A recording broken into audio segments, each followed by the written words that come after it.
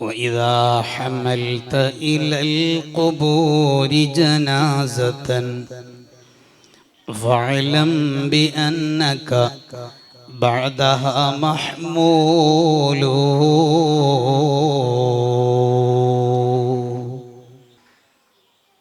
മഹാനായ ഖലീലുല്ലാഹി ഇബ്രാഹിം നബി അലൈഹിസ്സലാം, അവിടുത്തെ പ്രിയപ്പെട്ട മകൻ നബിയുല്ലാഹി ഇസ്മായിൽ നബി അലൈഹിസ്സലാം, രണ്ടുപേരോടും അല്ലാഹു സുബ്ഹാനഹു വ തആല കഅബയുടെ പുനർനിർമ്മാണം നടത്താൻ ആവശ്യപ്പെട്ടു. അല്ലാഹു ഏൽപ്പിച്ചതാണ്. തൊഴിലാളികൾക്ക് തൊഴിൽ കൊടുക്കുമ്പോൾ അവരുടെ തൊഴിൽ കഴിഞ്ഞാൽ അതിന് വേതനം നൽകുക എന്നത് മാന്യതയാണ്. മാന്യതയുള്ളവൻ തൊഴിലെടുത്തവർക്ക് കൂലി നൽകും. ഇവിടെ മഹാനായ ഇബ്രാഹിം നബി അലൈഹിസ്സലാമിനെ ഈ ഒരു പണി ഏൽപ്പിച്ചത് അല്ലാഹുവാണ്. അതുകൊണ്ട് തന്നെ അതിന് കൂലി അല്ലാഹു തആല നൽകുന്നവനാണ്. എന്നിട്ട് പോലും മഹാനായ ഖലീലുല്ലാഹി ഇബ്രാഹിം നബി അലൈഹിസ്സലാം ദുആ ചെയ്തു, അതൊന്ന് സ്വീകരിച്ചു കിട്ടാൻ. സൂറത്തുൽ ബഖറയുടെ 127-ാമത്തെ ആയത്ത് ഞാനിവിടെ തുടക്കത്തിൽ ഓതി വെച്ചു. وَإِذْ يَرْفَعُ إِبْرَاهِيمُ الْقَوَاعِدَ مِنَ الْبَيْتِ. മഹാനായ ഇബ്രാഹിം നബി അലൈഹിസ്സലാമും ഇസ്മാഈലു, മഹാനായ ഇസ്മായിൽ നബി അലൈഹിസ്സലാമും കഅബയുടെ പുനർനിർമ്മാണം, അറ്റകുറ്റപ്പണികൾ നിർമ്മിച്ച് നിർമ്മിച്ചതിന് ശേഷം അവർ രണ്ടുപേരും ദുആ ചെയ്യുകയാണ്. റബ്ബനാ തഖബ്ബൽ മിന്നാ ഇന്നക അൻതസ് സമീഉൽ അലീം റബ്ബനാ വജ്അൽനാ മുസ്ലിമൈനി ലക വമിൻ ദുർരിയ്യതിനാ ഉമ്മത്തൻ മുസ്ലിമത്തൻ ലക വഅരിനാ മനാസികനാ വതുബ് അലൈനാ ഇന്നക അൻതത് തവ്വാബുർ റഹീം. ദുആ ചെയ്യുകയാണ്. രണ്ടുപേരും പ്രാർത്ഥന നടത്തുകയാണ്. ഇബ്രാഹിം നബി അലൈഹി സ്വലാം ദുആ ചെയ്യുന്നു, മഹാനായ ഇസ്മായിൽ നബി സ്വല്ലല്ലാഹു അലൈഹി വസല്ലം ആമീൻ പറയുന്നു. രണ്ടുപേരും ദുആ ചെയ്യുന്നു. എന്താണ് ഈ ആയത്തിൽ നിന്ന്, ഇവരുടെ ഈ ഒരു ജീവിതത്തിൽ നിന്ന് നാം ഉൾക്കൊള്ളേണ്ട വിഷയം? നമ്മളെല്ലാം നിസ്കരിക്കുന്നവരാണ്. ഇന്നും മഗ്രിബ് നിസ്കരിച്ചവരാണ്. മഗ്രിബിന് മുമ്പും ശേഷവുമുള്ള റവാത്തിബുകൾ നിർവഹിച്ചവരാണ്. ഇന്ന് സുബ്ഹി നിസ്കരിച്ചവരാണ്. തഹജ്ജുദിന് എഴുന്നേറ്റവരാണ്. ളുഹറും അസ്റും നിസ്കരിച്ചവരാണ്. നിസ്കാരങ്ങൾക്ക് ശേഷമുള്ള ദിക്റുകളൊക്കെ ചൊല്ലിയവരാണ്. ഈ മജ്ലിസിൽ വെച്ച് മഹദറത്തുൽ ബദരിയയുടെ ദിക്റുകൾ ചൊല്ലിയവരാണ്. സംഭാവനകൾ കൊടുത്തവരാണ്. വലിയ സംഭാവനകൾ ഏറ്റെടുത്തവരാണ്. ഈ മദ്രസയുടെ മുറ്റത്ത് കാണുന്ന ഇന്റർലോക്ക്, അത് ഇവിടുത്തെ നാട്ടുകാർ നൽകിയതാണ്. ഈ ദീനിനെ സ്നേഹിക്കുന്ന ജനങ്ങൾ നൽകിയതാണ്. ഇവിടെ ഉയർന്നു കാണുന്ന ഈ സ്ഥാപനം ഈ നാട്ടുകാർ നൽകിയതാണ്. പക്ഷേ അത് നമ്മിൽ നിന്ന് അല്ലാഹു സ്വീകരിച്ചിട്ടുണ്ടോ എന്നത് ചിന്തനീയമാണ്. അല്ലാഹു നമ്മിൽ നിന്ന് സ്വീകരിക്കണം. അതിനുവേണ്ടി നമ്മൾ ദുആ ചെയ്യണം. നമ്മളൊരു അമല് ചെയ്യുമ്പോൾ, നിസ്കരിക്കുമ്പോൾ നമ്മൾ ദുആ ചെയ്യുന്നു. നിസ്കരിച്ചതിന് ശേഷം നമ്മൾ സ്വീകരിച്ചു കിട്ടാൻ ദുആ ചെയ്യുന്നു. മജ്ലിസിൽ ദിക്ർ ചൊല്ലി വഅദ് കഴിഞ്ഞ് നസീഹത്ത് കഴിഞ്ഞ് അത് സ്വീകരിക്കാൻ നമ്മൾ ദുആ ചെയ്യുന്നു.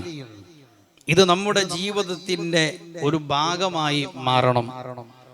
അതേസമയം നമ്മൾ ചെയ്യുന്നുണ്ട്, പക്ഷെ അത് സ്വീകരിക്കാൻ നാം ദുആ ചെയ്യുന്നില്ല. മഹാനായ ഇബ്രാഹിം നബി അലൈഹി സ്വലാത്തു വസ്സലാം നൽകുന്ന പാഠം അതാണ്. എപ്പോഴാണ് അമലുകൾ സ്വീകരിക്കുന്നത്? സൂറത്തുൽ മാഇദയുടെ 27-ാമത്തെ ആയത്തിൽ അല്ലാഹു തആല പഠിപ്പിക്കുന്നുണ്ട്, ഇന്നമാ യതഖബ്ബലുല്ലാഹു മിനൽ മുത്തഖീൻ. തഖ്വയുള്ളവരിൽ നിന്നാണ് അല്ലാഹു അമൽ സ്വീകരിക്കുന്നത്. നമുക്ക് തഖ്വയുണ്ടോ, അല്ലാഹു അമൽ സ്വീകരിക്കും. നമ്മുടെ ഹൃദയം ശുദ്ധ ഹൃദയമാണോ, അല്ലാഹു നമ്മിൽ നിന്ന് നമ്മുടെ സംഭാവനകളൊക്കെ സ്വീകരിക്കും. ഇന്നമാ യതഖബ്ബലുല്ലാഹു മിനൽ മുത്തഖീൻ. അപ്പൊ തഖ്വയുള്ളവരിൽ നിന്നേ അമൽ സ്വീകരിക്കുകയുള്ളൂ. ആ തഖ്വയുള്ളവർ തന്നെ അമൽ സ്വീകരിക്കാൻ എപ്പോഴും ദുആ ചെയ്യുന്നവരാണ്. അതുകൊണ്ട് നമ്മുടെ അമലുകൾ സ്വീകരിക്കാൻ നമ്മൾ ദുആ ചെയ്യണം. മഹാനായ ശഖീഖ് ഇബ്നു ഇബ്രാഹിം റളിയല്ലാഹു അൻഹു അവർ പറയുന്ന ഒരു ചരിത്രമുണ്ട്. ബഹുമാനപ്പെട്ട ഇബ്രാഹിമിൻ അദ്ഹം റളിയല്ലാഹു അൻഹു ബസ്റയുടെ അങ്ങാടികളിലൂടെ നടന്നു പോകുമ്പോൾ ഫജ്തമഅൻ നാസു ഇലൈഹി, ജനങ്ങളെല്ലാം ഇബ്രാഹിമിൻ അദ്ഹം റളിയല്ലാഹു അൻഹുവിന്റെ അരികിൽ തടിച്ചുകൂടി. ഫഖാലു ലഹു, മഹാനവറുകളോട് ചോദിച്ചു, യാ അബാ ഇസ്ഹാഖ്, അല്ലയോ ഇബ്രാഹിം അദ്ഹം തങ്ങളെ, അല്ലാഹു സുബ്ഹാനഹു വ തആല യഖൂലു ഫീ കിതാബി, അല്ലാഹു അവന്റെ ഖുർആൻ പരിശുദ്ധമായ ഗ്രന്ഥത്തിൽ പറഞ്ഞതാണല്ലോ, ഉദ്ഉനി അസ്തജിബ് ലക്കും, നിങ്ങൾ എന്നോട് ദുആ ചെയ്യണം, നിങ്ങൾ ദിക്ർ ചൊല്ലണം, നിങ്ങൾ സ്വലാത്ത് മജ്ലിസിൽ പങ്കെടുക്കണം, നല്ല നല്ല കാര്യങ്ങൾ നിങ്ങൾ ചെയ്യണം, എന്നോട് നിങ്ങളുടെ ആവശ്യങ്ങളൊക്കെ പറയണം, രോഗങ്ങൾ മാറാൻ, ഈമാൻ കിട്ടി മരിക്കാൻ, കല്യാണങ്ങൾ ശരിയാവാൻ, വീടുണ്ടാവാൻ, കടം വീടാൻ, വിഷമങ്ങൾ മാറാൻ, ജോലി ശരിയാവാൻ, ബിസിനസ് ക്ലച്ച് പിടിക്കാൻ, അങ്ങനെ ദുന്യവിയും ഉഖറവിയുമായ എന്താവശ്യങ്ങൾ നിങ്ങൾ എന്നോട് ചോദിച്ചാലും അസ്തജിബ് ലക്കും, ഞാൻ നിങ്ങൾക്ക് ഉത്തരം ചെയ്യും എന്ന് അല്ലാഹു തആല നമ്മളോട് ഖുർആനിൽ പറഞ്ഞിട്ടില്ലേ? ഖാല നഅം, ഇബ്രാഹിമിന് അദ്ഹം റളിയല്ലാഹു അൻഹു പറഞ്ഞു, അതെ, അല്ലാഹു തആല അവന്റെ കലാമാകുന്ന ഖുർആനിൽ അത് പഠിപ്പിച്ചതാണ്, അതിലൊരു മാറ്റവും ഇല്ല. അല്ലാഹുവിനോട് ദുആ ചെയ്താൽ അല്ലാഹു ഉത്തരം തരും. അതേസമയം യാ അഹ്ലൽ ബസ്റ, ബസ്റക്കാരായ എൻ്റെ കൂട്ടുകാരെ, നിങ്ങളോട് എനിക്കൊരു കാര്യം പറയാനുണ്ട്. നിങ്ങൾ കുറെ കാലമായി റബ്ബിനോട് ദുആ ചെയ്യാൻ തുടങ്ങിയിട്ട് നിങ്ങൾ ചെയ്യുന്ന ദുആക്ക് അല്ലാഹു ഉത്തരം തരുന്നില്ല എന്നല്ല നിങ്ങളുടെ പരാതി. മാതതു ഖുലൂബകും ഫീ അശ്റതി അശ്യാ, നിങ്ങളുടെ ഹൃദയം 10 കാര്യങ്ങളിൽ ഉണർവില്ലാതെ ബോധമില്ലാതെ ചത്തുകിടക്കുന്ന ഹൃദയമാണ്. ആ 10 കാര്യങ്ങളിൽ എന്നാണോ നിങ്ങളുടെ ഹൃദയത്തിന് ബോധം വരുന്നത്, ഉണർവുണ്ടാകുന്നത്, അതിന് ജീവൻ വെക്കുന്നത്, അന്ന് അല്ലാഹു തആല നിങ്ങളുടെ ദുആക്ക് ഉത്തരം തരും. മഹാനായ ഇബ്രാഹിമിന് അദ്ഹം റളിയല്ലാഹു അൻഹു അവരോടത് വിശദീകരിച്ചു കൊടുക്കുന്നു. അവ്വലുഹാ, അതിൽ ഒന്നാമത്തെ വിഷയം, അറഫ്തുമുല്ലാഹ വലം തുഅദ്ദൂ ഹഖ്ഖഹു, അല്ലാഹുവിനെ നിങ്ങൾക്ക് വിശ്വാസമുണ്ട്, അല്ലാഹുവിനെ മാത്രമേ ആരാധിക്കാവൂ എന്ന് നിങ്ങൾ ഉറപ്പിച്ച് വിശ്വസിക്കുന്നവരാണ്. അവനാണ് എല്ലാം സൃഷ്ടിച്ചവൻ എന്നും വിശ്വസിക്കുന്നവനാണ്.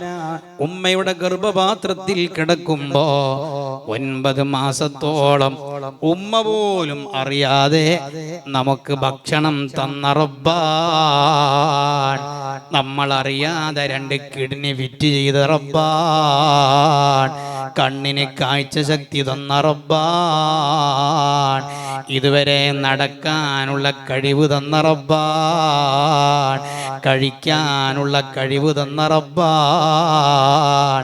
ഉറങ്ങുമ്പോഴും ഓക്സിജൻ അനുഭവിക്കുന്നവരാണ്, ചാടുമ്പോഴും ഓക്സിജൻ ലഭിക്കുന്നവരാണ്, ഓടുമ്പോഴും ഓക്സിജൻ തരുന്ന റബ്ബാൻ. ആവശ്യമാകുമ്പോൾ മഴ നൽകി വെള്ളത്തിൻ്റെ ലഭ്യത ഉറപ്പ് വരുത്തുന്ന റബ്ബാൻ. ഇങ്ങനെയെല്ലാം തരുന്നവൻ ഖാലിഖായ റാസിഖായ റബ്ബാണെന്ന് നിങ്ങൾക്കറിയാം. അവൻ മാത്രമേ അതിന് കഴിവുള്ളവനുള്ളൂ എന്നും നിങ്ങൾക്കറിയാം.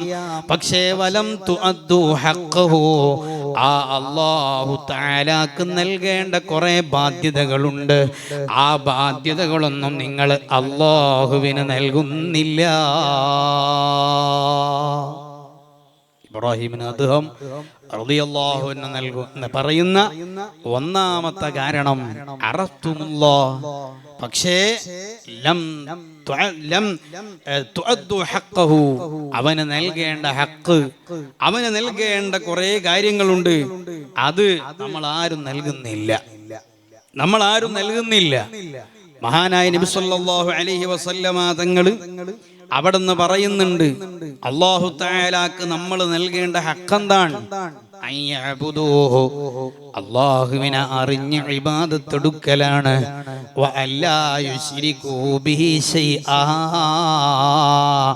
നമ്മളൊരു അമല് ചെയ്യുമ്പോ മറ്റുള്ളവർ കാണണമെന്ന ചിന്ത വന്നാൽ, ഞാനൊരു സംഭാവന നൽകുമ്പോ അത് മറ്റുള്ളവർ അറിയണമെന്ന ഒരു ചിന്ത വന്നാൽ, ഞാൻ മദ്രസക്ക് നൽകിയ സ്വതക്കകളും ഞാൻ പള്ളിക്ക് നൽകിയ സംഭാവനകളും അതെല്ലാം മറ്റുള്ളവരൊന്ന് അറിയണം എന്ന് ചിന്തിച്ച് നീ അമല് ചെയ്താൽ വലം തുഅദ്ദു ഹഖ്ഖഹു, അത് അല്ലാഹുവിനുള്ള ഇബാദത്തായി മാറുന്നില്ല. അത് അല്ലാഹുവിനെ ഇബാദത്തായി മാറുന്നില്ല.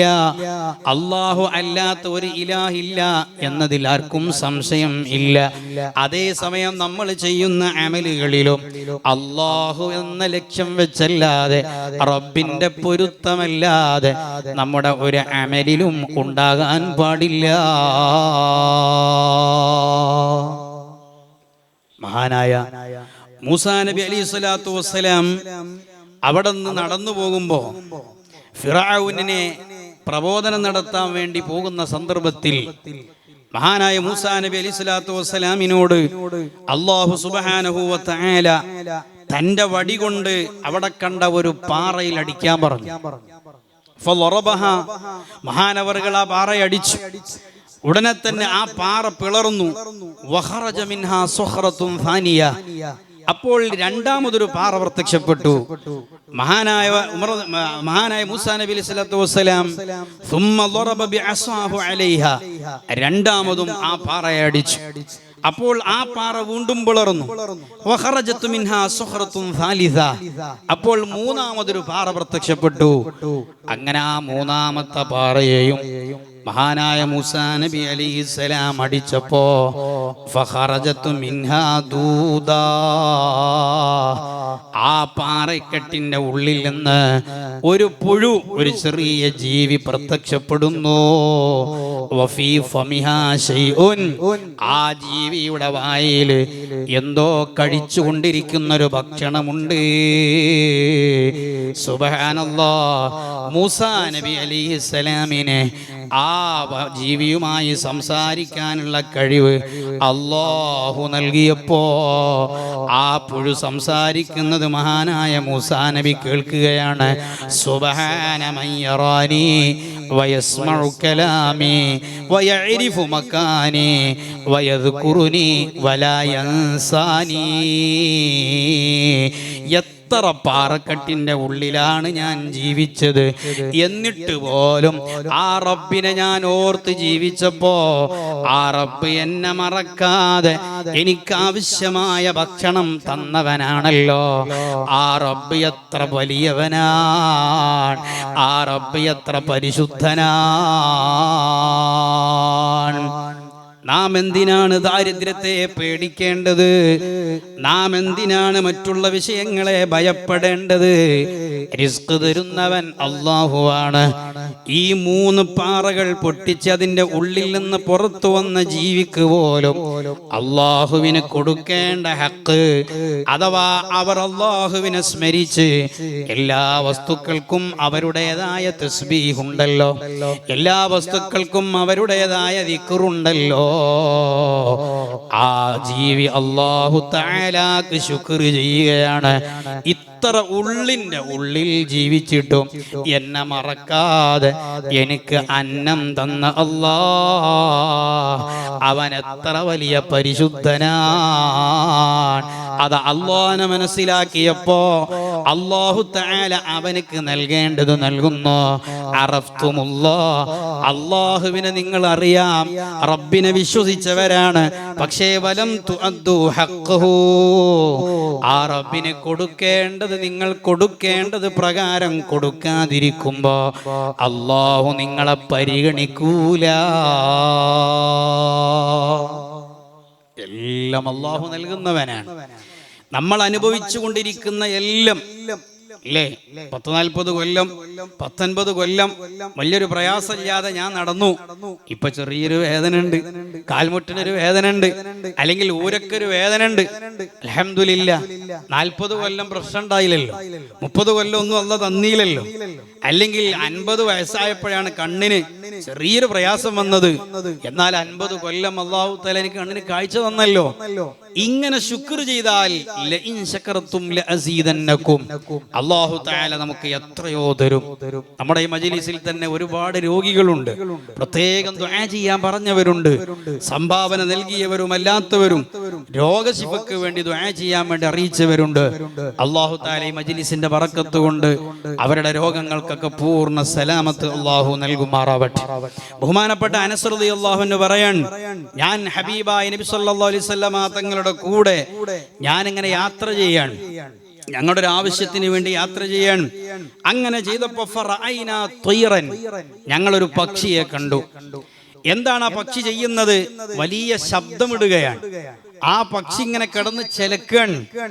മഹാനായ റസൂലുള്ളാഹി സ്വല്ലല്ലാഹു അലൈഹി വസല്ലം എന്നോട് ചോദിച്ചു, അതദ്രി മാ യഖൂലു ഹാദാ ത്വയ്റു യാ അനസ്, ഓ അനസേ, ആ പക്ഷി പറയുന്നത് എന്താണെന്ന് നിനക്ക് മനസ്സിലായോ? മഹാനായ അനസ് തങ്ങൾ പറഞ്ഞു, ഇല്ല നബിയെ, എനിക്കൊന്നും മനസ്സിലായില്ല.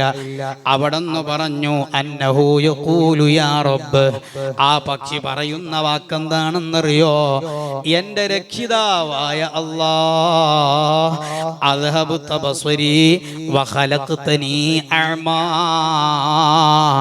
എന്നെ കണ്ണിന് കാഴ്ചയില്ലാതെ എന്നെ അന്ധനായി, ഈ പക്ഷിയായി, അന്ധതയുള്ള പക്ഷിയായി എന്നെ പടച്ചു വിട്ട അല്ലാഹ്, ഫർസുഖ്നി, എനിക്ക് അന്നം തരണ അല്ലാഹ്, ഫഇന്നി ജാഇഉൻ, എനിക്ക് വല്ലാതെ വിശപ്പുണ്ട് റബ്ബേ, വല്ലാതെ വിഷമമുണ്ട്, അതുകൊണ്ട് എനിക്കുള്ള ഭക്ഷണം തരൂ അല്ലാഹ്.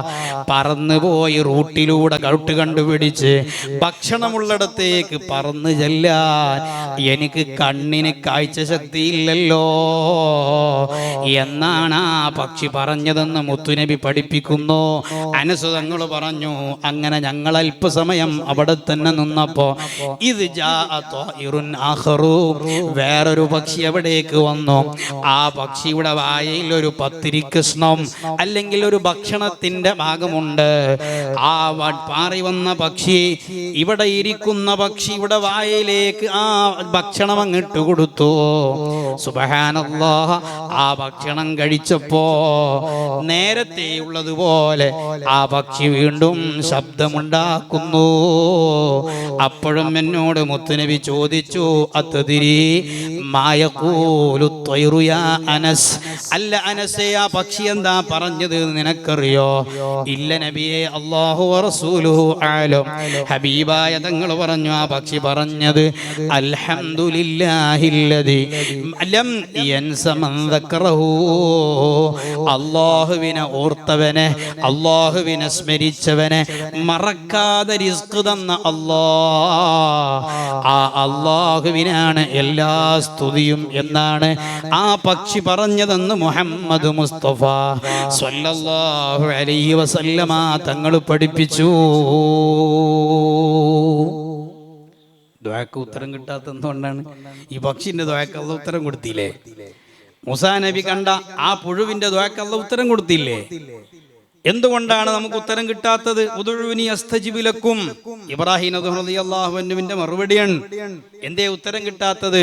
അറഫ്തുമുല്ലാഹ്, ദിക്ർ ചൊല്ലണം നിങ്ങൾക്ക് അറിയാം, സ്വലാത്ത് ചൊല്ലണം എന്ന് അറിയാം, നിസ്കരിക്കണം എന്നറിയാം, പക്ഷേ വലം തുഅദ്ദു ഹഖ്ഖഹു, കൊടുക്കേണ്ടതുപോലെ കൊടുക്കുന്നില്ല എന്നതാണ് അതിന്റെ ഒരു കാരണം. എങ്ങനെയാണ് നമ്മുടെ നിസ്കാരം? അല്ലാഹുവിന്റെ മുമ്പിൽ നിൽക്കുന്ന നിസ്കാരം, അല്ലാഹുവിന്റെ മുന്നിലുള്ള കമ്മ്യൂണിക്കേഷനാണ് നിസ്കാരം, അവനോടുള്ള സംഭാഷണമാണ് നിസ്കാരം. ഹബീബായ തങ്ങൾ പഠിപ്പിച്ചു, അല്ലാഹു നിന്നെ കാണുന്നുണ്ടെന്ന ബോധത്തോടെ, നിനക്കല്ലാഹനെ കാണാൻ കഴിയുന്നില്ലെങ്കിലും അല്ലാഹു നിന്നെ കണ്ടുകൊണ്ടിരിക്കുന്നു എന്ന ചിന്തയോടെ നീ ളുഹർ നിസ്കരിച്ചാൽ, ആ ചിന്തയോടെ നീ മഗ്രിബ് നിസ്കരിച്ചാൽ, ആ ചിന്തയോടെ നീ ഇശാ നിർവഹിച്ചാൽ, ഉദ്ഉനി അസ്തജിബ് ലക്കും, നിങ്ങൾ എന്തു ദുആ ചെയ്താലും അല്ലാഹു ഉത്തരം തരാൻ റെഡിയാണ്. പക്ഷേ അവന് നൽകേണ്ട ഹക്കുകൾ നിങ്ങൾ നൽകുന്നില്ല. വജ്ജഹ്തു ഓതാൻ നമുക്ക് സമയമില്ല. ഫാത്തിഹ അത് ഒറ്റ ശ്വാസത്തിൽ ഓതാനേ നമുക്ക് നേരമുള്ളൂ.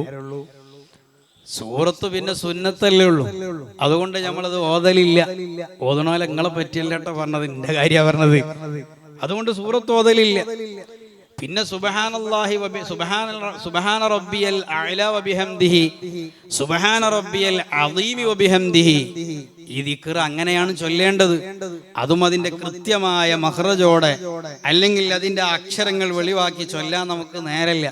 സുബ്ഹാന റബ്ബിൽ അലം, സുബ്ഹാന റബ്ബിൽ അലം, സുബ്ഹാന റബ്ബിൽ അലം, ഇതാണ് നമ്മളെ ദിക്ർ. പിന്നെ എങ്ങനെ നമ്മൾ അല്ലാഹുവിന്റെ ഹക്ക് വീട്ടി എന്ന് പറയാ? നിസ്കരിച്ചിട്ടുണ്ട്, ആ നിസ്കാരം അല്ലാഹ് കബൂൽ ചെയ്യണ്ടേ? നിസ്കാരം അല്ലാഹ് കബൂലാക്കണ്ടേ? അല്ലാഹു തആലക്ക് കൊടുക്കേണ്ട രൂപത്തിൽ കൊടുക്കണം.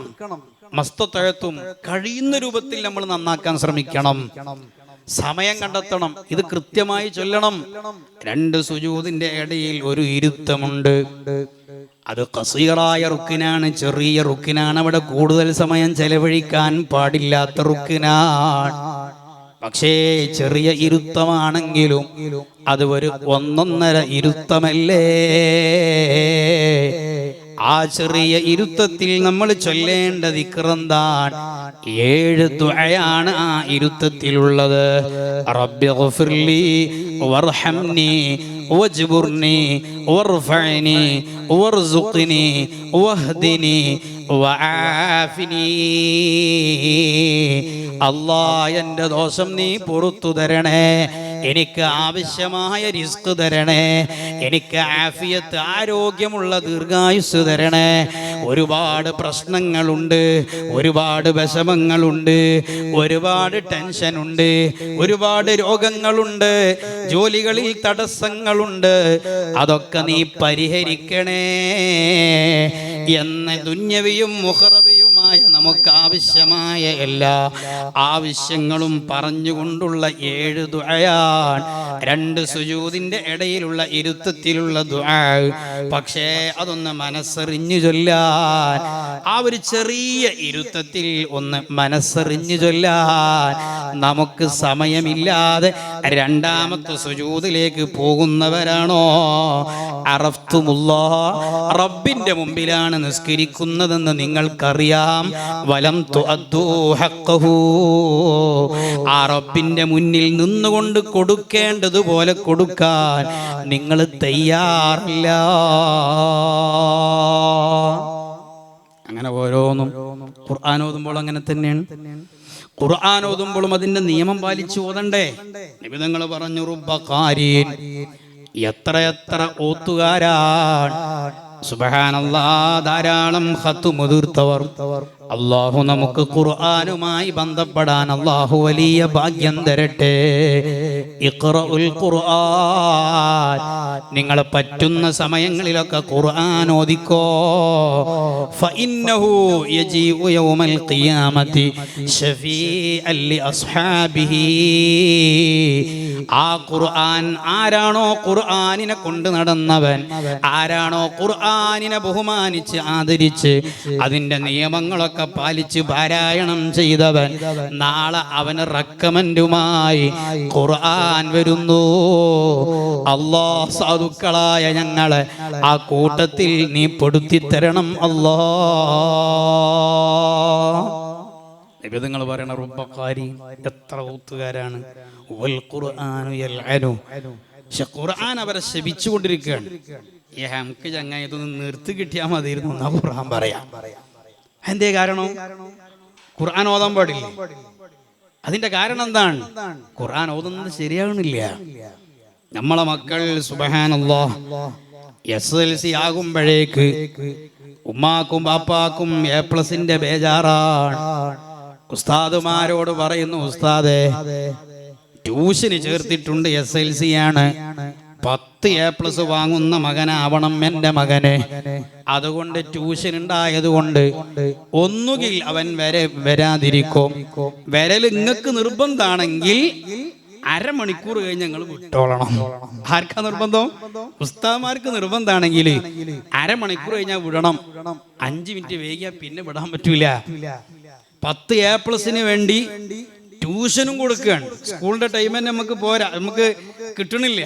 അതും പോരാ, ട്യൂഷനും കൊടുത്ത് മദ്രസയുടെ സമയവും ഒരു വിലയും കൽപ്പിക്കാതെ മക്കൾക്ക് നമ്മൾ 10 A+ വാങ്ങിക്കൊടുത്താൽ 10 A+നോട് ഞാൻ എതിരല്ല. നമ്മുടെ മക്കൾക്കൊക്കെ അല്ലാഹു 2 രംഗത്തും നല്ല വിജയം കൊടുക്കട്ടെ. അതേസമയം ഞാൻ എൻ്റെ മാതാപിതാക്കളോട്, ഞാൻ എന്നോട് തന്നെ ചോദിക്കട്ടെ, അങ്ങനെ നമ്മുടെ മക്കൾ 10 A+ സ്കൂളിൽ വാങ്ങിയാൽ 6 A+ +2 നേടിയാൽ, അങ്ങനെ വളർന്ന് വളർന്ന് വളർന്ന് അവൻ MBBS നേടിയാൽ, അവൻ ചാറ്റേഡ് അക്കൗണ്ടന്റ് ആയാൽ, അവൻ LLM കഴിഞ്ഞ് വലിയ അഡ്വക്കേറ്റ് ജനറൽ ആയാൽ, ചോദിക്കട്ടെ, അഭിമാനം കൊള്ളുന്ന രക്ഷിതാക്കളുണ്ടെങ്കിൽ ആ അഡ്വക്കേറ്റിനെ മുന്നിൽ വെച്ച് ഈ MBBSകാരനെ മുന്നിലിരുത്തി, ഈ A+ വാരിക്കൂട്ടിയ മക്കളെ മുന്നിലിരുത്തി നിങ്ങൾ സൂറത്ത് യാസീൻ ഓതാൻ പറയൂ, തബാറക പാരായണം ചെയ്യാൻ പറയൂ, അർ-റഹ്മാൻ ഓതാൻ പറയൂ, സൂറത്തുൽ വാഖിയ ഓതാൻ പറയൂ, കാണാതെ അറിയില്ലെങ്കിൽ മുസ്ഹഫ് കൊടുത്തു ഓതാൻ പറയൂ. തജ്വീദിന്റെ നിയമം അനുസരിച്ച് യാസീൻ ഓതാൻ കഴിയാത്ത MBBSകാരനാണോ? തജ്വീദിന്റെ നിയമം അനുസരിച്ച് യാസീൻ ഓതാൻ കഴിയാത്ത എഞ്ചിനീയറാണോ? ലക്ഷങ്ങൾ കൊടുത്തു പഠിപ്പിച്ച വാപ്പ മരിച്ച് ഖബറിൽ കിടക്കുമ്പോ ശരിയായ യാസീൻ ഓതാൻ മക്കളെ വളർത്താതെ മരിച്ചു പോയാൽ ബാപ്പാക്ക് ഖബറിലേക്ക് എഞ്ചിനീയറുടെ യാസീൻ ലഭിക്കുമോ? LLMകാരന്റെ യാസീൻ ലഭിക്കുമോ? MCOMകാരന്റെ യാസീൻ ലഭിക്കുമോ? 10 A+ ആണ്. 10 A+ കിട്ടിയ കുട്ടികളുടെ ഗുണം എന്താ? നമ്മളെ പൊട്ടിക്കലിലെ അങ്ങാടിയിലെ ഏതെല്ലാം സംഘടനകളുണ്ടോ അവരോടൊക്കെ മെമന്റ് നമ്മളെ വീട്ടിലെത്തും. എല്ലാ അംഗീകാരം കിട്ടും. വലിയ ആശീർവാദവും അഭിനന്ദന പ്രവാഹങ്ങളായിരിക്കും ഓരോ സംഘടനയുടെ കീഴിലും. നമ്മളെ മക്കള് വാട്സപ്പിലും ഫേസ്ബുക്കിലൊക്കെ നിറഞ്ഞു നിൽക്കും ഒരാഴ്ച, അല്ലെങ്കിൽ കുറച്ചുകൂടി ദിവസം. എന്നാൽ കൃത്യമായി യാസീൻ ഓതാൻ കഴിയാത്ത A+കാരനാണെങ്കിൽ ആ മെമന്റ് ഒക്കെ കുഴിച്ചിടാൻ നല്ലത്. ഒരു കാര്യമില്ല. ഒരു കാര്യവും നമുക്കില്ല. ദുന്യാവല്ലല്ലോ, അതിനു വേണ്ടിയല്ലല്ലോ നമ്മൾ ജീവിക്കേണ്ടത്. അതേസമയം ആവശ്യമായ ദുന്യാവ് നമ്മളെ കയ്യിൽ വേണം, ആവശ്യമായ ഭൗതിക വിദ്യാഭ്യാസം നമ്മളെ കയ്യിൽ വേണം. അതിൻ്റെ പേരിൽ മതവിദ്യാഭ്യാസത്തെ 2ാം നമ്പറായി കാണുന്ന രക്ഷിതാക്കളോടാണ് ഞാൻ പറയുന്നത്. നാം മക്കൾ തജ്വീദ് അനുസരിച്ച് ഖുർആൻ ഓതാൻ കഴിയുന്നവരാണോ? ഇപ്പൊ നമ്മുടെ മദ്രസയിലെ അവസ്ഥ എടുത്തു നോക്കുകയാണ്. കഴിഞ്ഞ വർഷം ഉള്ള കുട്ടികള് വർഷം വരിസംഖ്യ എഴുതുമ്പോൾ കുട്ടികളെ എണ്ണം കുറവാണ്. അപ്പൊ നിങ്ങളറിയും +2 20 ആള് പോയിട്ടാണ്. അല്ല, 10 ഇങ്ങോട്ട് വരാഞ്ഞിട്ടാണ്. 9 കഴിഞ്ഞാൽ പിന്നെ കുറഞ്ഞു, 10 കഴിഞ്ഞാൽ പിന്നെ പകുതി കുറഞ്ഞു, പിന്നെ +1 കഴിഞ്ഞാൽ പിന്നെ +2 തന്നെ ആളില്ലാത്ത അവസ്ഥയാണ്. ഏത് കുട്ടികളില്ലാത്തോണ്ടല്ല, കെട്ടിച്ചുപോയതുകൊണ്ടൊന്നുമല്ല, മറിച്ച് ഇവർ എന്നും +2 പഠിക്കാൻ സ്കൂളിൽ പോകുന്നുണ്ട്. ആഴ്ചയിൽ ഒരു 2 ദിവസം നമ്മുടെ മദ്രസയിലെ ഉസ്താദുമാര് അവർക്ക് വേണ്ടി തയ്യാറായ ദിവസം നിശ്ചയിച്ച് വെച്ചിട്ട് പോലും ആ ഉസ്താദുമാരുടെ മുമ്പിൽ ഒരു അരമണിക്കൂർ 1 മണിക്കൂർ ദീന് പഠിക്കാൻ ഇരുത്താൻ നമ്മുടെ മക്കളെ മദ്രസയിലേക്ക് +2-നും +1-നും 10ാം ക്ലാസ്സിലേക്കും പറഞ്ഞേക്കാൻ തയ്യാറാകാത്ത ഏതെങ്കിലും മാതാപിതാക്കള് എന്റെ പ്രസംഗം കേൾക്കുന്നവരിലുണ്ടോ? അല്ലാഹു അവരോടാണ് ഖുർആനിൽ പറഞ്ഞത്, യാ അയ്യുഹല്ലദീന ആമനൂ, വിശ്വാസികളായ മാതാപിതാക്കളെ, മുഅ്മിനീങ്ങളെ, ഇന്ന മിൻ അസ്വാജികും വ ഔലാദികും അദുവ്വൻ ലക്കും ഫഹ്ദറൂഹും. നിങ്ങളുടെ മക്കള് അവര് ജനിച്ചപ്പോൾ നിങ്ങളെ സന്തോഷം കൊണ്ട് കണ്ണുനീരൊഴിച്ചവരാ. അവരുടെ ചെറുപ്പത്തിലുള്ള ചിരിയും കളിയും കണ്ട് നിങ്ങൾ സന്തോഷിച്ചവരാ. അവര് ചെറുപ്പത്തിൽ പഠിക്കുന്നതും പാടുന്നതും കേട്ട് നിങ്ങൾ സന്തോഷം കൊണ്ട് പുളകിതരായവരാ. അതേ മക്കള് അതുവല്ലക്കും, നിങ്ങളെ കഴുത്തെറുക്കുന്ന മക്കളായി, നിങ്ങളെ അനുസരിക്കാത്ത മക്കളായി, നിങ്ങളെ ചവിട്ടി പുറത്താക്കുന്ന മക്കളായി, നിങ്ങളെ ധിക്കരിക്കുന്ന മക്കളായി, മുഖത്തു നോക്കി കയർത്ത് സംസാരിക്കുന്ന മക്കളായി മാറുന്നത് ശ്രദ്ധിക്കണേ മാതാപിതാക്കളെ. ഇത് ഞാൻ പറഞ്ഞതല്ല, പരിശുദ്ധ ഖുർആനിൽ ഖാലല്ലാഹു അസ്സ വജൽ. മക്കളെ ബോധ്യപ്പെടുത്തണം. മദ്രസയിൽ 12 ഉണ്ടെങ്കിൽ 12-ലും പോകാൻ മക്കളെ ബോധ്യപ്പെടുത്താൻ നമ്മൾ തയ്യാറാവണം. മാതാപിതാക്കൾക്ക് ബോധം വേണം. ഇല്ലേ? നിങ്ങൾ ഉസ്താദിനോട് ചോദിച്ചു നോക്കി, ആഴ്ചയിൽ 2 ക്ലാസ്സിൽ ഉസ്താദ് +1-നും +2-നും ആകെ 2 ദിവസം, അത് സ്കൂളില്ലാത്ത ദിവസമാണ്, ശനിയാഴ്ച ഞായറാഴ്ചയാണ്, അല്ലേ? അതുമാണ്. എന്നാലും നമ്മളെ മക്കളെ പറഞ്ഞേക്കൂല. ആളാഖിറത്തിൽ മക്കള് പ്രതികാരം ചോദിക്കും. എങ്ങനെ ചോദിക്കുക? അരിനല്ലതീനി അവല്ലാന, ഖുർആനിൽ അത് പറയുന്നുണ്ട്. നമ്മുടെ മക്കൾ നമ്മളെ പകരം ചോദിക്കും, അല്ലാഹ് എന്നെ വഴിപിഴപ്പിച്ച എൻ്റെ മാതാപിതാക്കളെവിടെ? മദ്രസയിൽ 10-ഉം +1-ഉം +2-ഉം ഉണ്ടായിട്ടും എനിക്ക് നിസ്കാരത്തിൻ്റെയും മറ്റു മസലകളൊക്കെ കൃത്യമായി പഠിക്കേണ്ട പ്രായപൂർത്തിയാകുന്ന സമയത്ത് എൻ്റെ SLC-യുടെ പേര് പറഞ്ഞ്, +2-വിൻ്റെ പേര് പറഞ്ഞ്, മറ്റു ഭൗതിക താല്പര്യത്തിൻ്റെ പേര് പറഞ്ഞ് ഇവിടെ +2 വരെ ഉസ്താദുമാര് പഠിപ്പിക്കാൻ തയ്യാറായിട്ടും എന്നെ പഠിപ്പിക്കാൻ പ്രേരിപ്പിക്കാതെ, എന്നെ അതിന് ഉപദേശിച്ച് നിർബന്ധിപ്പിക്കാതെ അങ്ങനെ ഞാൻ അങ്ങ് ജീവിച്ച് ഖുർആൻ ഞാൻ മറന്നുപോയി, അല്ലെങ്കിൽ നിസ്കാരം എങ്ങനെയാണ് എന്ന് ഞാൻ മറന്നുപോയി, അല്ലെങ്കിൽ മാതാപിതാക്കളെ അനുസരിക്കേണ്ടത് എങ്ങനെയാണെന്ന് ഞാൻ മറന്നുപോയി. അങ്ങനെ ആ കാലത്തിലെ ലഹരിയിലും മറ്റു അഡിക്ഷനിലും ഞാൻ അങ്ങ് പെട്ട് കേടുവന്നു പോയി. അതിനെല്ലാം കാരണം എൻ്റെ മാതാപിതാക്കളാണ്. അരിനല്ലതീനി അവല്ലാന, ഞങ്ങളെ വഴിപിഴപ്പിച്ച മാതാപിതാക്കളെ ഞങ്ങൾക്കൊന്ന് കാണിച്ചു തരണം അല്ലാഹ്. എന്തിനാണ് ഉമ്മമാരെ ഈ പഠിപ്പിക്കാത്ത മക്കൾ നാളെ നമ്മൾ അന്വേഷിക്കുന്നത്? നമുക്ക് മുത്തം തരാനാണോ? ഉമ്മാനെ കെട്ടിപ്പിടിച്ച് ചുംബിക്കാനാണോ? നജഅൽഹുമാ തഹ്ത അഖ്ദാമിനാ, ഞങ്ങളെ നശിപ്പിച്ചതിൻ്റെ കാരണത്താൽ അവരുടെ മുതുകത്ത് കയറി നിന്ന് ഞങ്ങൾക്ക് പകരം വീട്ടണമല്ലോ. അതിന് ഞങ്ങൾക്ക് മാതാപിതാക്കളെ കാണിച്ചു തരണേ അല്ലാഹ്. അതൊരു തഫ്സീറാണ്. മാതാപിതാക്കളെ കാണിച്ചു തരണം, അവരെ മുതുകത്ത് കയറി പകരം വീട്ടണം. അള്ളാഹു നമ്മളെ കാത്തു രക്ഷിക്കട്ടെ. ഖുർആനിൽ പറയാണ്, മക്കൾ നിങ്ങളുടെ ശത്രുക്കളാകുന്നത് ശ്രദ്ധിക്കണേ എന്ന് ഖുർആനിൽ പറയാൻ. വഅലമു അന്നമാ അംവാലുക്കും വഔലാദുക്കും ഫിത്ന.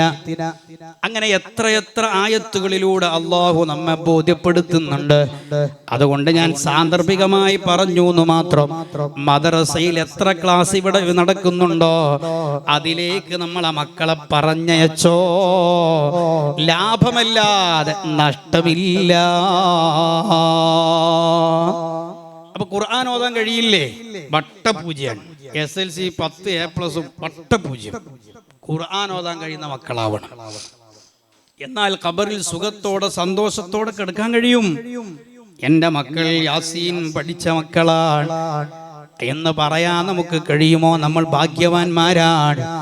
ആ മക്കൾ ഇശാമഗ്രിബിന്റെ ഇടയിൽ യാസീൻ ഓതുമ്പോ, അല്ല ഏത് സദസ്സിൽ യാസീൻ ഓതുമ്പോ അള്ളാഹു സ്വീകരിക്കുന്ന യാസീനായാൽ അതിന്റെ സന്തോഷം ആ ബാപ്പക്കല്ലേ കിട്ടുന്നത്, ഉമ്മക്കല്ലേ കിട്ടുന്നത്. ഹബീബായ നബി സല്ലല്ലാഹു അലൈഹി വസല്ലമ തങ്ങൾ പഠിപ്പിച്ചു, ഒരു മനുഷ്യൻ മരണപ്പെട്ടു പോയാൽ അവന്റെ എല്ലാ അമലുകളും നിന്നുപോയി.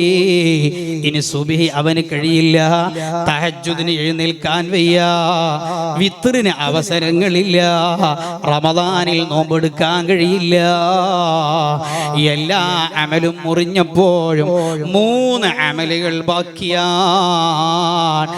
അതേതാണ്? ഒന്ന്, അല്ലാഹുവിന്റെ ഹബീബ് സ്വല്ലല്ലാഹു അലൈഹി വസല്ലമ തങ്ങൾ പഠിപ്പിച്ചു, ഒന്ന് സ്വദഖത്തുൻ ജാരിയ. അത് പൈസ ഉള്ളവർക്കേ നടക്കുള്ളൂ. 2, ഇൽമുൻ യുന്തഫഉ ബിഹി. അത് എല്ലാവർക്കും അല്ലാഹ് കൊടുക്കൂല. അത് പഠിച്ച ആലിമീങ്ങൾക്ക് അതും സാധിക്കുള്ളൂ. അപ്പൊ നമുക്ക് അതിലും തെറ്റൂല. 3ാമത് പറഞ്ഞു, വലദുൻ സ്വാലിഹുൻ യദ്ഉ ലഹു. നല്ല യാസീൻ ഓതി വാപ്പാന്റെ ഹളറത്തിലേക്ക് ദ്വാരക്കാൻ പറ്റിയ മക്കള് എന്നത് അതിന്റെ ഒരു അർത്ഥമാണ്. വാപ്പാന്റെ ഖബറിലേക്ക് നല്ല രൂപത്തിൽ യാസീൻ ഓതി ദുആ ചെയ്യാൻ പറ്റുന്ന മക്കളുണ്ടോ? ആ അമല് മുറിഞ്ഞു പോകൂല. ഖുർആൻ ഓതാൻ പറ്റിയ മക്കളെയാണ് നമ്മൾ വളർത്തേണ്ടത്. നമ്മൾ മാത്രല്ല, നമ്മളെ ഖുർആനും നമ്മൾ നന്നാക്കണം. ഇല്ലേ? ഇവിടെ നാട്ടു ദർസ് നടക്കുന്നുണ്ട്. മഹാനായ സുൽത്താനുൽ ഉലമ ബഹുമാനപ്പെട്ട കാന്തപുരം ഉസ്താദ് അല്ലാഹു ആഫിയത്തുള്ള ദീർഘായുസ് നൽകട്ടെ. സമസ്ത കേരള ജംഇയ്യത്തുൽ ഉലമ 1926 ജൂൺ 26 കോഴിക്കോട് ടൗൺ ഹാളിൽ വെച്ച് രൂപീകരിച്ചു. അങ്ങനെ വരുമ്പോൾ ഈ 2026 ഇക്കഴിഞ്ഞ ജൂൺ 26 സമസ്തക്ക് 100 വർഷം പൂർത്തിയായി. ഈ കഴിഞ്ഞ 26 സമസ്തക്ക് 100 വർഷം പൂർത്തിയായി. 101ാം സ്ഥാപക ദിനമാണ് നമ്മുടെ യൂണിറ്റുകളിലൊക്കെ നമ്മൾ ആചരിച്ചത്. 50 കൊല്ലം സമസ്തയുടെ അമരത്ത് നിന്ന മഹാനായി ഇന്ന് ജീവിച്ചിരിപ്പുള്ള ഏക പണ്ഡിതൻ സുൽത്താനുൽ ഉലമൻ. ആ സുൽത്താനുൽ ഉലമ അവരുടെ ശിഷ്യത്വം ലഭിക്കാൻ നമ്മുടെ പ്രസ്ഥാനം കണ്ടെത്തിയ ഒരു വലിയൊരു മാർഗം നമുക്ക് നൽകിയതാണ് നാട്ടുദർസ്. അൽഹംദുലില്ലാഹ് നമ്മുടെ യൂണിറ്റിൽ എല്ലാ വെള്ളിയാഴ്ചകളിലും നടക്കുന്നുണ്ട്. 2 ക്ലാസ് കഴിഞ്ഞു. 10-30-ലേറെ ആളുകൾ അതിൽ പങ്കെടുക്കുന്നുണ്ട്. ഇനിയും അതിൽ എത്താത്തവർ നിർബന്ധമായി അതിൽ പങ്കെടുക്കണം. സഹോദരിമാര് അവരെ മറ്റുള്ളവർ ആണുങ്ങളൊക്കെ പറഞ്ഞയക്കണം. സഹോദരിമാർക്ക് തൽക്കാലം ഇവിടെ സൗകര്യം ഏർപ്പെടുത്തിയിട്ടില്ല. ഇൻഷാ അല്ലാഹ് അത് ഉദ്ദേശിക്കുന്നുണ്ട്. എന്താ അതിന്റെ ഗുണം? 30 പാഠമാണ് ആ കിതാബിലുള്ളത്. ആ 30 പാഠം പൂർത്തിയാവലോട് അത് ഉസ്താദ് ഇജാസത്ത് നൽകിയ മുദരിസുമാരാണ് ദർസ് എടുക്കുന്നത്. അപ്പൊ ഉസ്താദ് ക്ലാസ് എടുക്കുന്നത് പോലെ തന്നെയാണ്. അങ്ങനെ 30 പാഠം പൂർത്തിയാക്കി 31ാമത്തെ പാഠം മഹാനായ ഉസ്താദ് അവറുകൾ വാദി ഹറമൈനിൽ വെച്ച്, അഥവാ ജനുവരി 28, 29, 30, 31 തീയതികളിൽ സമസ്തയുടെ സെന്റിനറി മഹാസമാപന സമ്മേളനം നടക്കുമ്പോൾ അവിടെ വെച്ച് ജനലക്ഷങ്ങളെ സാക്ഷിയാക്കി ആ പാഠം അധ്യായം എടുത്തു തന്ന് ഇജാസത്ത് തന്ന് ഉസ്താദിൽ നിന്ന് ഹബീബായ നബി സല്ലല്ലാഹു അലൈഹി വസല്ലമ തങ്ങളിലേക്കുള്ള മുറിയാത്ത കണ്ണി ആ പരമ്പരയിൽ നമുക്ക് അംഗമാകാനുള്ള ഏറ്റവും വലിയ അവസരമാണ് നാട്ടു നാട്ടുദർസ്. അതുകൊണ്ട് ഇനി നമ്മുടെ ഈ ഒരു ജീവിതകാലത്ത് കിട്ടുമെന്ന് തോന്നണില്ല. അള്ളാഹു അതിനെ പൂർത്തിയാക്കാനും ആ സദസ്സിൽ ഉസ്താദിന്റെ അവസാനത്തെ ക്ലാസ് ലഭിച്ച് ആ ഒരു കണ്ണിയിൽ ചേരാനും അള്ളാഹു നമുക്കും പ്രത്യേകിച്ച് ഉസ്താദിനും അള്ളാഹു ആഫിയത്തുള്ള ദീർഘായുസ് നൽകട്ടെ. സദാന്തർഭികമായി ഓർമ്മപ്പെടുത്തിയെന്ന് മാത്രം. അതോടുകൂടെ ചിലപ്പോ പലരുടെയും വീട്ടിൽ നല്ല കാണാൻ സൗന്ദര്യമുള്ള സമസ്ത സെന്റിനറിയുടെ നിധി ഒരു പെട്ടി വന്നിട്ടുണ്ടാവും. ആ പെട്ടി കേവലം 1.5 മാസം, ഏറിയാൽ 2 മാസം അതേ നിങ്ങളെ വീട്ടിൽ വെക്കുള്ളൂ, കൂടുതൽ നിങ്ങളെ ശല്യപ്പെടുത്തൂല. പക്ഷെ അത് തിരിച്ചു തരുമ്പോ അതിൽ നല്ല സംഖ്യ വേണം. എന്റെ ബാപ്പാന്റെ പേരിൽ 313, ഉമ്മാന്റെ പേരിൽ 313, മക്കളെ പേരിൽ 313. ഇനി അങ്ങനെ സാധിക്കൂലേ? എന്നാൽ ചുരുങ്ങിയതൊരു 313 രൂപ എല്ലാ ഉദ്ദേശങ്ങളും വെച്ച് ഇതെവിടെ ലക്ഷങ്ങൾ പങ്കെടുക്കുന്ന ആലിമീങ്ങളും മറ്റുള്ള സാധാരണക്കാരും അവർ പങ്കെടുക്കുമ്പോൾ അതിനു വേണ്ടിയുള്ള ഒരു ചെലവാണ്. അതുകൊണ്ട് അത്രയും വലിയൊരു പരിപാടി നടത്തുമ്പോൾ, ആലിമീങ്ങൾ പരിപാടി നടത്തുമ്പോൾ എൻ്റെ വീട്ടിൽ നിന്ന് ഒരു ചെറിയ സംഖ്യ കൊടുക്കാൻ ഒരു പ്രയാസവും നമുക്കില്ല. ആത്മാർത്ഥമായി മനസ്സറിഞ്ഞ് ആ പെട്ടിയിൽ നിങ്ങൾ നന്നായി സംഭാവന ഇടണം. ഇൻഷാ അല്ലാഹ് അത് വാങ്ങാൻ വരുന്നവരെയും നിങ്ങൾ നല്ലോണം സന്തോഷിപ്പിക്കണം. ഏതായാലാവട്ടെ, ഞാൻ പറഞ്ഞു വരുന്നത് ഇങ്ങനെ നാട്ടു ദർസിൽ നമ്മൾ വരണം. എന്നാ ഒരുപാട് അറിയാത്ത കാര്യങ്ങൾ നമുക്ക് കിട്ടും. നമ്മളൊക്കെ തികഞ്ഞു എന്നുള്ള ചിന്ത വരെയുള്ളവരാണ്. ഒക്കെ എനിക്കറിയാം. നിസ്കാരം നിന്നെ പഠിപ്പിക്കേണ്ട ആവശ്യമൊന്നുമില്ല, അതൊക്കെ എനിക്കറിയാം. പണ്ടൊരു ഉസ്താദ് പറഞ്ഞു, മരിച്ചു കൊടുത്ത യാസീൻ ഓതൽ ഹറാമാണ്. സുബ്ഹാനല്ലാഹ്, നമ്മള് കാര്യമായിട്ട് പടവെട്ടിയത് മരിച്ചു കൊടുത്ത യാസീൻ ഓതാനാണ്. അപ്പോ സദസ്സെന്ന് ചോദിച്ചു, അല്ല ഉസ്താദ്, മരിച്ചു കൊടുത്ത യാസീൻ ഓതൽ ഹറാമോ? അതെങ്ങനെ ഹറാമോ എന്ന് പറയാൻ പറ്റും? യാസീൻ എന്നുള്ളത് മദ് ലാസിമാണ്. അഥവാ അവിടെ നീട്ടി ഓതൽ നിർബന്ധമാണ്. അപ്പൊ എങ്ങനെ ഓതേണ്ടത്? യാസീൻ അങ്ങനെ ഓതേണ്ടത്. അപ്പൊ യാസീൻ ഓതൽ തെറ്റാണ്, ആണോ പറഞ്ഞ അർത്ഥം? ആണ് യാസീൻ ഓതൽ തെറ്റാണ്. അല്ലാതെ മരിച്ചോടത്ത് യാസീൻ സൂറത്ത് ഓതാൻ പാടില്ല എന്നല്ല. അത് ഓതേണ്ടതുപോലെ ഓതണം. അതിന് മരിച്ചെടുത്ത് യാസീൻ ഓതുമ്പോൾ നമുക്ക് നേരല്ല. അഥവാ ഒരു ഉസ്താദ് അങ്ങനെ കുറച്ച് സ്ലോ ആയാലേ നമ്മൾ പിരാഗി പറയും, ഇതിപ്പോ ഏതൊരു പുതിയ ഉസ്താദ്, എന്തേ നമുക്ക് അങ്ങനെ ഓതാൻ പറ്റൂല. നമ്മളിങ്ങനെ യാസീൻ ഖുർആനിലേക്ക് ഇന്നക്കലും മുസ്ലിം അങ്ങനെ പോണം. ആ യാസീൻ ഓതിയത് കൊണ്ട് എന്ത് കാര്യമാണ്? മരിച്ചു കിടക്കുന്ന മയ്യത്തിന് വല്ല ഗുണവും കിട്ടുമോ? വൽ ഖുർആനു യൽഅനുഹു, ഖുർആൻ അവരെ ശപിക്കുന്നു. അതുകൊണ്ട് ഖുർആൻ പഠിക്കണം. അതിന് നാട്ടുദർസുകളൊക്കെ ഉപയോഗപ്പെടുത്തണം. നമ്മുടെ മക്കളെ മദ്രസയിലേക്ക് പറഞ്ഞേക്കണം. മോമിനീങ്ങളെ, അപ്പൊ ഇബ്രാഹിമിന് അദ്ഹം റളിയല്ലാഹു അൻഹു നമ്മെ പഠിപ്പിച്ചു. ഒന്നാമത്തെ കാര്യം, അറഫ്തുമുല്ലാഹ്, അല്ലാഹുവിനെ കുറിച്ച് നിങ്ങൾക്ക് ബോധ്യമുണ്ടെങ്കിലും വലം തുഅദ്ദൂ ഹഖ്ഖഹു, നിങ്ങൾ അല്ലാഹുവിന് കൊടുക്കേണ്ട ഹക്ക് കൊടുക്കുന്നില്ല. രണ്ടാമത്തെ കാര്യം, ഇദ്ദഅയ്തും മഹബ്ബത റസൂലില്ലാഹ് സ്വല്ലല്ലാഹു അലൈഹി വസല്ലം, നിങ്ങൾ മുത്തുനബിയെ സ്നേഹിക്കുന്നു എന്ന് നിങ്ങൾ ഇങ്ങനെ പറയുന്നു എന്നല്ലാതെ വതറക്തും സുന്നതഹു, ആ മുത്തുനബിയുടെ സുന്നത്ത് നിങ്ങൾ നിർവഹിക്കുന്നില്ല. നിസ്കരിക്കുമ്പോൾ തലമറക്കാൻ തോന്നുന്നില്ല, തഹജ്ജുദിന് എഴുന്നേൽക്കാൻ തോന്നുന്നില്ല, അതുപോലെ നിസ്കാരത്തിനെ ദിക്ർ ചൊല്ലാൻ തോന്നുന്നില്ല, അങ്ങനെ സൂറത്തുൽ കഹ്ഫ് വെള്ളിയാഴ്ച ഓതാൻ തോന്നുന്നില്ല. എന്നാലോ നബി തങ്ങളോട് വലിയ മഹബ്ബത്താണ്. എന്നാൽ അവിടുത്തെ സുന്നത്തുകളൊക്കെ ജീവിതത്തിൽ പകർത്തണം.